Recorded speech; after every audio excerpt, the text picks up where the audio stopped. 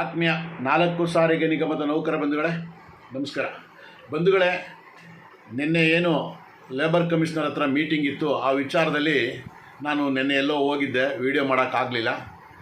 ಆದ್ದರಿಂದ ಎಲ್ಲ ನೌಕರರು ಫೋನ್ ಮಾಡಿ ಏನಾಯಿತು ಎತ್ತಾಯಿತು ಅಂತೇಳಿ ಹಲವಾರು ಜನ ನೌಕರರು ಕೇಳಿರುವಂಥದ್ದು.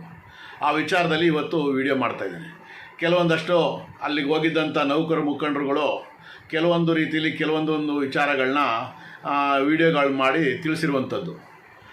ಅದ್ರ ಭಾಗವಾಗಿ ನಾನೇನಪ್ಪ ಹೇಳ್ತೀನಿ ಅಂತಂದರೆ, ನಿನ್ನೆ ಇತಿಹಾಸದಲ್ಲೇ ಸಾರಿಗೆ ಸಂಸ್ಥೆ ಇತಿಹಾಸದಲ್ಲೇ ಲೇಬರ್ ಕಮಿಷನರ್ ಹತ್ರ 4 MDಗಳು ಬಂದು ಸೇರಿರುವಂಥದ್ದು. ಅದರೊಳಗಡೆ 3 ಜನ MDಗಳು ಲೈವಲ್ಲೇ ಸೇರಿದ್ದಾರೆ, ಅಲ್ಲೇ ಹೋಗಿದ್ದಾರೆ. ಆದರೆ ವ್ಯವಸ್ಥಾಪಕ ನಿರ್ದೇಶಕರು KSRTC MD ಅವರು ಮಾತ್ರ ವಿಡಿಯೋ ಕಾನ್ಫರೆನ್ಸಲ್ಲಿ ಅಟೆಂಡ್ ಆಗಿರುವಂಥದ್ದು ಅಂತ ಹೇಳಿ ಕೇಳ್ಪಟ್ಟಿರುವಂಥದ್ದು. ಲೇಬರ್ ಕಮಿಷನರು ಸಂಧಾನ ಮಾಡುವಂಥ ಅಧಿಕಾರಿ ಆಗಿರ್ತಾರೆ. ಒಂದು ಕಡೆ 4 ನಿಗಮದ ವ್ಯವಸ್ಥಾಪಕ ನಿರ್ದೇಶಕರು ಜೊತೆಗೆ ಲೇಬರ್ CLOWಗಳು ಮುಖ್ಯ ಕಾರ್ಮಿಕ ಕಲ್ಯಾಣಾಧಿಕಾರಿಗಳು ಕೂಡ ಭಾಗವಹಿಸಿದ್ದಾರೆ ಅಂತೇಳಿ ಕೇಳ್ಪಟ್ಟಿರುವಂಥದ್ದು. ಆದರೆ ಅಲ್ಲಿ ನಡೆದಿರುವಂಥ ವಿಚಾರಗಳು ಕೆಲವೊಂದಷ್ಟು ಜನಕ್ಕೆ ಗೊತ್ತಾಗಿದೆ, ಕೆಲವೊಂದಷ್ಟು ಜನಕ್ಕೆ ಗೊತ್ತಾಗಿಲ್ಲ. ಏನಪ್ಪ ಅಂತಂದರೆ, ಇವ್ರು ಏನು ಒತ್ತಡ ಹಾಕಿದ್ದಾರೆ, 12% ಕೊಟ್ಟಿರುವಂಥದ್ದು ಸರಿಯಲ್ಲ. ಮತ್ತು 1/4/2025 ಜಾರಿ ಮಾಡಿದಿರಿ, ಅದು 1/1/24 ಆಗಬೇಕು, ಆದರೆ ಇನ್ನೂ ಪರ್ಸೆಂಟೇಜ್ ಜಾಸ್ತಿ ಆಗಬೇಕು ಅನ್ನುವಂಥ ವಿಚಾರನ ಅಲ್ಲಿ ಮಂಡಿಸಿರುವಂಥದ್ದು. ಅದಕ್ಕೆ 3 ಜನ MDಗಳಿಗಿಂತ ಮೊದಲೇ ಈಗ ಏನು KSRTC MD ಅವರು ಮಾತ್ರ ಏನು ಹೇಳ್ತಾರೆ ಅಂತಂದರೆ, ನಾವೀಗ ಆಲ್ರೆಡಿ ಕೊಟ್ಟಿರುವಂಥದ್ದನ್ನು ನಾವೀಗ ಆಲ್ರೆಡಿ ಸರ್ಕಾರ ಮಾಡಿರುವಂಥದ್ದು, ಅದನ್ನು ನಾವು ತಿದ್ದುಪಡಿ ಮಾಡೋಕ್ಕಾಗಲ್ಲ, ಸರ್ಕಾರನೇ ತಿದ್ದುಪಡಿ ಮಾಡಬೇಕಾಗಿರೋದು, ಅದನ್ನು ನಾವು ಅವ್ರಿಗೆ ಮಂಡಿಸ್ತೇವೆ. ಈ ವಿಚಾರನ ನಮಗೆ ಕಾಲಾವಕಾಶ ಕೊಡಬೇಕು. ಜೊತೆಗೆ ಏನು ಇತರ ಭತ್ಯೆಗಳನ್ನ ಕೇಳ್ತಾ ಇದ್ರಿ, ಅದನ್ನು ಕೂಡ ನಾವು ಏನು ನಮ್ಮ ಬೋರ್ಡ್ ಮೀಟಿಂಗ್ ಇದೆ, ಬೋರ್ಡ್ ಮೀಟಿಂಗಲ್ಲಿ ನಾವು ತೀರ್ಮಾನ ತಗೊಳ್ಬೇಕಾಗಿದೆ, ನಮಗೆ ಕಾಲಾವಕಾಶ ಬೇಕಾಗಿದೆ ಅನ್ನುವಂಥ ವಿಚಾರನ KSRTC MD ಅವರು ಮಂಡಿಸೋರೆ ಅನ್ನುವಂಥ ವಿಚಾರ ತಿಳಿಸ್ತಾ ಇದ್ದಾರೆ. ಆದರೆ ನಾನು KSRTC MD ಅವ್ರಿಗೆ ನಾನು ಮನವರಿಕೆ ಮಾಡುವಂಥದ್ದು ಏನಪ್ಪ ಅಂದರೆ, ನಾನು ಕೇಳ್ತಾ ಇರೋದು ಏನಪ್ಪ ಅಂತಂದರೆ, ಅಲ್ಲ ಸ್ವಾಮಿ, ಈಗ ಆಲ್ರೆಡಿ 2.5 ವರ್ಷ ಆಗೋಗಿದೆ, ನೀವು ಇನ್ನೂ ಕೂಡ ಅವರು ಏನು ಇತರ ಭತ್ಯೆಗಳನ್ನ ಇವತ್ತೇನು ಹೊಸ್ದಾಗಿ ಕೊಟ್ಟಿಲ್ಲ, ಅವರು ಡಿಮ್ಯಾಂಡ್ನಲ್ಲೇ ಅವಲೇ ಕೊಟ್ಟಿರುವಂಥದ್ದು. ಅದು ತೀರ್ಮಾನ ತಗೊಳ್ಬೇಕಾಗಿರೋದು ಇವತ್ತು ನಾವು ಮಾಡ್ತೇವೆ, ಚರ್ಚೆ ಮಾಡ್ತೇವೆ ಅಂತಂದರೆ ಇನ್ನೂ ಎಷ್ಟು ವರ್ಷ ಮಾಡ್ತೀರಿ ಸ್ವಾಮಿ? ತಾವು ಎಷ್ಟು ವರ್ಷ ಮಾಡ್ಕೊ ಹೋಗ್ತೀರಿ? ಮತ್ತು ಸರ್ಕಾರ ಆದೇಶ ಮಾಡಿದೆ, ಈಗ ಆಲ್ರೆಡಿ 12% ಅಂತ ಹೇಳ್ತಾ ಇದ್ದೀರಲ್ಲ, ಅದನ್ನು ನೀವು ಇನ್ನೂ ಮನವರಿಕೆ ಮಾಡಬೇಕು. ಏನು ಮನವರಿಕೆ ಮಾಡ್ತೀರಿ ಸ್ವಾಮಿ? ಸನ್ಮಾನ್ಯ ಮುಖ್ಯಮಂತ್ರಿಗಳ ಹತ್ರ 4 ಸಾರಿ ಮೀಟಿಂಗ್ ಆಗಿದೆ, ಸನ್ಮಾನ್ಯ ಸಾರಿಗೆ ಸಚಿವರ ಹತ್ರ ಹಲವಾರು ಬಾರಿ ಮೀಟಿಂಗ್ ಆಗಿದೆ, ನಿಮ್ಮ ಜೊತೆ ಕೂಡ ಹಲವಾರು ಬಾರಿ ಮೀಟಿಂಗ್ ಆಗಿದೆ. ನೀವು ಕಾಲಹರಣಗಳು ಎಲ್ಲಿ ಗಂಟೆ ಕಾಲಹರಣ ಮಾಡ್ತೀರಿ? ಏನು ಮುಂದೆ ಚುನಾವಣೆಗಳು ಬರ್ತಾ ಇದ್ದಾವೆ, ನೀತಿ ಸಂಹಿತೆ ಬರುತ್ತೆ, ಇದನ್ನು ತಳ್ಳಾಕ ಹೋಗಬೇಕು ಅನ್ನುವಂಥ ಉದ್ದೇಶ ನಿಮ್ಮದೇ ಆಗಿದೆ. ಆದ್ದರಿಂದ ನಾವು ಹೇಳೋದು ಇಷ್ಟೇ, ಇಲ್ಲಿ ಈ ಸಂಧಾನ ಸಭೆಗಳು ಆಟಕ್ಕುಂಟು ಲೆಕ್ಕಕ್ಕಿಲ್ಲ ಅನ್ನೋ ರೀತಿಯಲ್ಲಿ ನಡೀತಾ ಇದ್ದಾವೆ. ಹಿಂದೆನೂ ಕೂಡ ಆಗಸ್ಟ್ 2025 5ನೇ ತಾರೀಕು ಮುಸ್ಕರ ಕರೆ ಕೊಟ್ಟಾಗ PIL ಯಾರೋ ಒಬ್ಬರು ಪಬ್ಲಿಕ್ ಹಾಕಿದ್ರು, ಆಗಲೂ ಕೂಡ ತಡೆ ಹಿಡಿದಾಗ ಇದೇ ರೀತಿ ಸಂಧಾನ ಸಭೆಗಳು, ಹಲವಾರು ಸಂಧಾನ ಸಭೆಗಳು ನಡೆದವು, ಏನೂ ಆಗಿಲ್ಲ.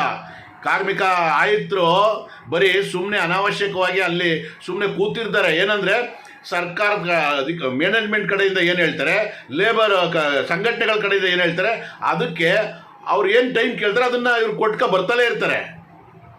ಅದು ಇಲ್ಲಿ ನೋಡಿದ್ರೆ ಸರ್ಕಾರ ಆಡಳಿತ ಮಂಡಳಿ ಏನು ಹೇಳುತ್ತೆ, ಅಲ್ಲಿ ಮಾತುಕತೆ ಇದೆ, ಇಲ್ಲಿ ಮಾತುಕತೆ ಇರೋ ಸಂದರ್ಭದಲ್ಲಿ ನೀವು ಮುಸ್ಕರ ಮಾಡಲಿಕ್ಕೆ ಸಾಧ್ಯ ಇಲ್ಲ ಅನ್ನುವಂಥದ್ದನ್ನ ಪದೇ ಪದೇ ಹೇಳ್ತಿರಲ್ಲ, ಇದೆಷ್ಟು ಸರಿ?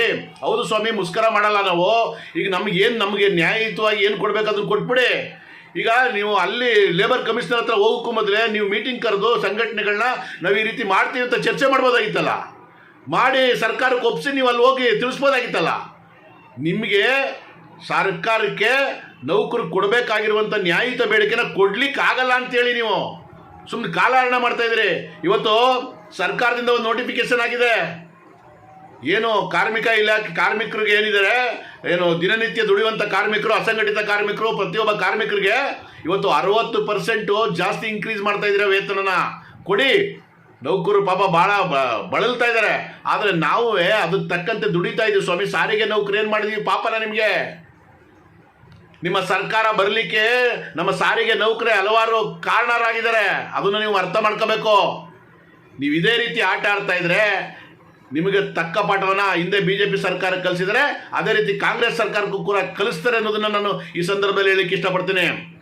ಜೊತೆಗೆ ನೀವು ಹಲವಾರು ರೀತಿಯಲ್ಲಿ ಬರೀ ಇವತ್ತು ಸಾರಿಗೆ ನೌಕರಿಗೆ ಭಾಳ ತುಂಬ ಅನ್ಯಾಯ ಮಾಡ್ತಾ ಇದ್ರು ಕೂಡ ನೀವು ನೋಡ್ದಂಗೆ ಇದ್ದು ಕಣ್ಣಿದ್ದು ಕಣ್ಣಿಲ್ದೇ ಇದ್ದಂಗೆ ಕಿವಿ ಇದ್ದು ಕಿವಿ ಇಲ್ಲದೆ ಇದ್ದಂಗೆ ಬಾಯಿ ಇಲ್ಲದೆ ರೀತಿಯಲ್ಲಿ ನೀವು ನಡ್ಕೋತಾ ಇದ್ದೀರಾ.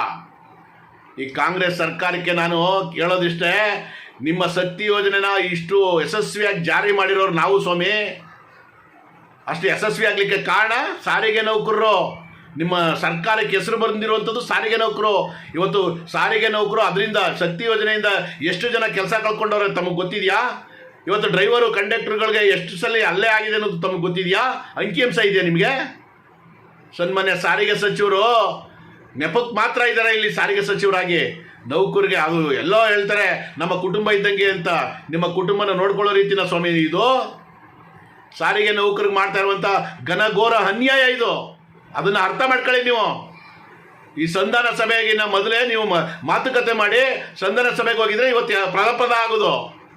ತಿರ್ಗಾ ಪುನಃ ಸಂಘಟನೆಯವ್ರು ಹೇಳ್ತಾರಂತೆ ಕೋರ್ಟಲ್ಲಿದೆ, ಈ ಕೋರ್ಟ್ಗೆ ಈಗ 2ನೇ ತಾರೀಕಿದೆ, ಅಲ್ಲಿ ನಮ್ಮ ಪರವಾಗಿ ಆಗ್ಬೋದು ಮಟ್ಬೋದು ಅಂತ ಹೇಳಿದ್ರೆ ಮಾನ್ಯ KSRTC MD ಅವ್ರು ಹೇಳ್ತಾರಂತೆ ನಾವು ಗೊತ್ತಿದೆ ಕೋರ್ಟ್ಗೆ ನಾವೇನು ಸಬ್ಮಿಟ್ ಮಾಡಬೇಕು ಏನು ಬಿಡಬೇಕು ಅನ್ನುವಂಥದ್ರಲ್ಲಿ ಮಾತಾಡ್ತಾರಂತೆ.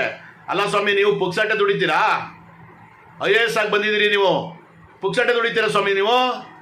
ನಾವೀಗ ದುಡ್ದಿರುವಂಥ ನೌಕರಿಗೆ ಅನ್ಯಾಯ ಮಾಡ್ತಾ ಇದ್ದೀರಲ್ಲ. ಎಷ್ಟು ಸರಿ ಇವತ್ತು ದುಡಿದು ಇವತ್ತು 30 ವರ್ಷ 35 ವರ್ಷ ದುಡಿದು ಮನೆಗೆ ಹೋಗಿದ್ದಾರೆ, ನಿವೃತ್ತಿ ಆಗಿದ್ದಾರೆ. ಅಂಥ ನೌಕರಿಗೆ ಅನ್ಯಾಯ ಮಾಡ್ತಾ ಇದ್ದೀರಲ್ಲ ನೀವು. ದುಡಿಯುವಂಥ ನೌಕರು ಪಾಪ ಇನ್ನೂ ದುಡಿತಾ ಇರ್ತಾರೆ, ಏನೋ ಒಂದು ಕಡೆ ನೋಡೋಣ. ಆದರೆ ಈಗ ದುಡಿದು ರಿಟೈರ್ಡ್ ಆಗಿದಾರಲ್ಲ ಅವ್ರಿಗೆ ಏನು ಪೆನ್ಷನ್ ಕೂಡ ಅರ್ಧಂಬರ್ಧ ಪೆನ್ಷನ್ ಇದೆ. 2,000 2,500 3,000 ಒಳಗೆ ಪೆನ್ಷನ್ ಇದೆ. ಇವತ್ತು ಒಂದು ತಿಂಗಳು ಬರೀ ಮೆಡಿಸನ್ಗಾಗಲ್ಲ, ಅದು ಒಂದು ತಿಂಗಳಿಗೆ ಬರೀ ಮೆಡಿಸನ್ಗಾಗಲ್ಲ, ಒಂದು 10-15 ದಿನಕ್ಕೆ ಮೆಡಿಸನ್ಗೆ ಆಗ್ಬೋದೇನೋ. ಪಾಪ ಹಿರಿಯರು ದುಡಿದು ಸಾಕಷ್ಟು ಇವತ್ತು 100 ಪ್ರಶಸ್ತಿ ಬಂದಿದ್ದಾವೆ. ಯಾರಿಂದ ಬಂದಿದ್ದಾವೆ? ದುಡಿದು ಸಂಸ್ಥೆನ ಬೆಳೆದು ಸಂಸ್ಥೆನ ಕಟ್ಟಿರುವಂಥವ್ರು ಅವರು. ಅಂಥ ನೌಕರ ಬಾಯಿಗೆ ಮಣ್ಣು ಹಾಕ್ತಿದ್ರಲ್ಲ. ನಿಮಗೆ ಸ್ವಲ್ಪನಾದ್ರೂ ಕಾಳಜಿ, ನೌಕರ ಬಗ್ಗೆ ಕಾಳಜಿ ಇದೆಯಾ? ವ್ಯವಸ್ಥಾಪಕ ನಿರ್ದೇಶಕರು DVನಲ್ಲಿ ಹೇಳ್ತಾರಂತೆ ವಿಡಿಯೋ ಕಾನ್ಫರೆನ್ಸಲ್ಲಿ, ಸ್ವಾಮಿ ನೀವು ಹಸ್ತಿದ್ರೆ ನಿಮಗೆ ಗೊತ್ತಾಗೋದು. ನೀವು ಫ್ಯಾನ್ ಕೆಳಗಡೆ AC ರೂಮ್ ಒಳಗಡೆ ಮತ್ತು ನಿಮಗೊಬ್ಬ ಡ್ರೈವರು ಕಾರಲ್ಲಿ ಝೂಮ್ ಅಂತ ಹೋಗ್ತಿರಲ್ಲ, ನಿಮಗೇನು ಆಗಬೇಕು ಕಷ್ಟ ಅರ್ಥ ಆಗಬೇಕಾಗಿರೋದು. ಡ್ರೈವರು ಕಂಡಕ್ಟ್ರು ಮೆಕ್ಯಾನಿಕ್ ಕಷ್ಟ ನಿಮಗೆಲ್ಲ ಅರ್ಥ ಆಯ್ತದೆ. ನೀವು ಬಂದು ಕೆಳಗಡೆ ನೋಡಿ ಗೊತ್ತಾಗುತ್ತೆ, ಅರ್ಥ ಆಗುತ್ತೆ. ಇವತ್ತು ಡ್ರೈವರು ಕಂಡಕ್ಟ್ರು ಮೆಕ್ಯಾನಿಕ್ಕು ಹಬ್ಬ ಹರಿದಿನ ಕಾರಣದಲ್ಲೇ ಬಿಸಿಲು ಮಳೆ ಚಳಿ ಗಾಳಿ ಅನ್ನೋದು ಕಾರಣದಲ್ಲಿ ದುಡಿತಾ ಇದ್ದಾರೆ. ಅಂಥ ನೌಕರರಿಗೆ ನೀವು ಮೋಸ ಮಾಡ್ತಾ ಇದ್ದೀರಲ್ಲ, ನಿಮ್ಗೆ ಒಳ್ಳೇದಾಗುತ್ತಾ? ಈ ನಿಮ್ಮ ಸರ್ಕಾರಕ್ಕೆ ಒಳ್ಳೇದಾಗುತ್ತಾ? ಸನ್ಮಾನ್ಯ ಸಾರಿಗೆ ಸಚಿವರೇ, ಸನ್ಮಾನ್ಯ ಮುಖ್ಯಮಂತ್ರಿಯವರೇ, ಸನ್ಮಾನ್ಯ ವ್ಯವಸ್ಥಾಪಕ ನಿರ್ದೇಶಕರೇ, ನಿಮಗೆಲ್ಲ ತಕ್ಕ ಶಾಸ್ತಿ ಕಲಿಸ್ತಾರೆ ಸಾರಿಗೆ ನೌಕರು. ಅರ್ಥ ಮಾಡ್ಕೊಳ್ಳಿ. ಸುಮ್ಮನೆ ಕಾಲಹರಣ ಮಾಡ್ತಾ ಇದ್ದೀರಿ. ಎಷ್ಟು ವರ್ಷ ಬೇಕು, ಎಷ್ಟು ತಿಂಗಳು ಬೇಕು ನಿಮಗೆ? 2.5 ವರ್ಷ ಆಗೋಯ್ತು. ಈಗ ನಮಗೆ ಕೊಡಬೇಕಾಗಿರುವಂಥದ್ದು ಇವತ್ತು ಏನು ಪೆಂಡಲ್ಮೆಂಟ್ ಆಕ್ಟ್ ಏನಿದೆ, ಈಗ ಕೈಗಾರಿಕಾ ಒಪ್ಪಂದ ಆಕ್ಟ್ ಏನಿದೆ ಅದ್ರ ಪ್ರಕಾರ ಕೊಡಿ ಸ್ವಾಮಿ. ಪ್ರತಿ 4 ವರ್ಷಕ್ಕೊಂದ್ಸಲ ವೇತನ ಒಪ್ಪಂದ ಆಗಿರುವಂಥದ್ದು ಈಗ 1/1/24 ಜಾರಿ ಆಗಬೇಕು. ನೀವು ಯಾವಾಗಿಂದ ಕೊಡ್ತೀರಿ? 1/4/25 ಯಾವ ಥರದಲ್ಲಿ ಕೊಡ್ತೀರಿ ತಾವು? ನೀವು ನಿಮ್ಮ ಮನೆ ಆಸ್ತಿ ಬರ್ಕೊಡ್ತಾ ಇದ್ದೀರಾ ನಮ್ಮ ನೌಕರಿಗೆ? ಇಲ್ಲ ವಿಧಾನಸೌಧ ಬರ್ಕೊಡ್ತಾ ಇದ್ದೀರಾ? ನಿಮ್ಮ ಆಸ್ತಿ ಕೇಳ್ತಾ ಇಲ್ಲ, ವಿಧಾನಸೌಧ ಬರ್ಕೊಡಿ ಅಂತ ಕೇಳ್ತಾ ಇಲ್ಲ. ನಾವು ದುಡ್ದಿದ್ದೀವಿ, ನ್ಯಾಯಯುತವಾಗಿ ದುಡ್ದಿದ್ದೀವಿ, ನಮ್ಮ ಏನು ದುಡ್ದಿರ್ತಕ್ಕಂಥ ಪ್ರತಿಫಲ ಕೊಡಿ ಅಂತ ಕೇಳ್ತಾ ಇದ್ದೀವಿ. ಎಲ್ಲ ತಾವು ಹೇಳ್ತೀರಿ ನುಡಿದಂತೆ ನಡೆದಂಥ ಸರ್ಕಾರ, ನುಡಿದಂತೆ ನಡೆಯುತ್ತೇವೆ ಸರ್ಕಾರ ಅಂತ. ಮಾನ್ಯ ಸಿದ್ದರಾಮಯ್ಯನವರೇ, ಏನು ನಡೀತೀರಿ ಸ್ವಾಮಿ? ನಿಮಗೆಲ್ಲ ಮುಂದೆ ಏನು ಸನ್ಮಾನ್ಯ ಸಾರಿಗೆ ಸಚಿವರು, ಸನ್ಮಾನ್ಯ ಮುಖ್ಯಮಂತ್ರಿಗಳನ್ನ ಕಟ್ಟಕಟ್ಟೆಗೆ ನಿಲ್ಲಿಸಬೇಕಾಗಿದೆ. ನಿಲ್ಲಿಸೋಣ, ಅದರಲ್ಲಿ 2 ಮಾತಿಲ್ಲ. ನೌಕರು ಕಾಯ್ತಾ ಇದ್ದಾರೆ ಏನು ಮಾಡಬೇಕು ಅಂತೇಳಿ. ಮುಂದೆ ನಾನು ತಿಳಿಸ್ತೇನೆ. ದಯಮಾಡಿ ಎಲ್ಲ ನೌಕರರು ಈ ಮಾಡ್ತಾ ಇರೋ ಸರ್ಕಾರನ ತಾವೆಲ್ಲ ಆಲಿಸಿ ಮುಂದೆ ಏನು ಮಾಡ್ಬೇಕಂತೇಳಿ ತೀರ್ಮಾನ ಮಾಡೋಣ.